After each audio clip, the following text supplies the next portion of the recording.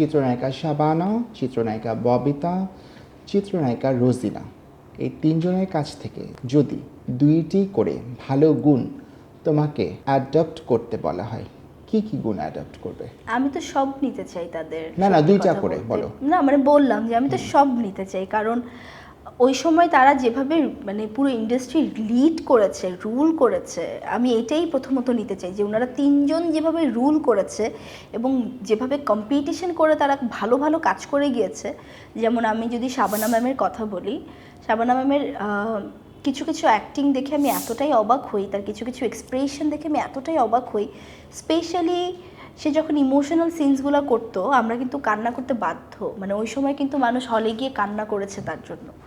এইটা আমি চাই তার মতো এরকম সুন্দর করে ইমোশনাল সিন করতে, কিংবা এই ডায়লগ ডেলিভারিটা যে আরেকজনের ইমোশনকে আমি টার্গেট করে যে ডায়লগ দিচ্ছি, এইটা আমি সবসময় চাই। শাবানা ম্যামের গল্প চুজিং খুব ভালো ছিল। শাবানা ম্যাম খুব ফ্যামিলি ঘরানার সিনেমা করতো। সো আমাদের খুব দরকার এখন ইন্ডাস্ট্রিতে ফ্যামিলি ঘরানার সিনেমা। তো আমার মনে হয় যে এইটাও হয়তো বা আমি চুজ করতাম। Babita aunty is my favourite. Babita aunty is my very favourite. Babita aunty আমার বাবার সাথেও একটা সিনেমা করেছিল। ববিতা আন্টির সৌন্দর্যটা সবার আগে নিতে চাই।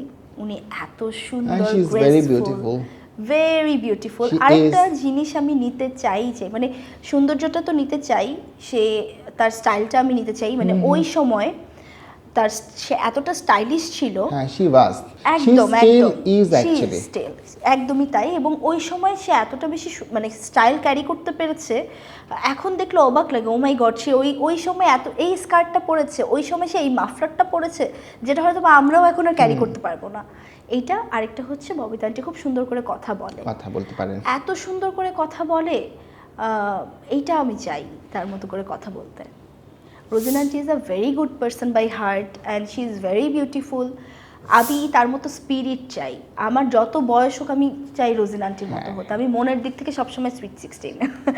এই জিনিসটাও কিন্তু আসলে অনেক বড়, আমাকে নিজেকে প্রেজেন্ট করা সব জায়গায়। এবং এই যে এই বয়সে এসে আমার মনে হয় আমাদের 5 দিন কাজ করলে কোমর ব্যথা হয়, কিন্তু আমি দেখেছি উনাকে সবসময় পরিপাটি হয়ে প্রোগ্রামে বসে থাকতে। অ্যান্ড রোজিনা আন্টির আরেকটা যে জিনিস, রোজিনা আন্টি তখন ওই সময় বিভিন্ন ভাষার সিনেমা করেছে। উনি পাকিস্তানি ভাষার সিনেমা করেছে, ইন্ডিয়ান ফিল্ম করেছে। উনার অনেক ফেমাস গান আছে মিঠুন চক্রবর্তীর সাথে।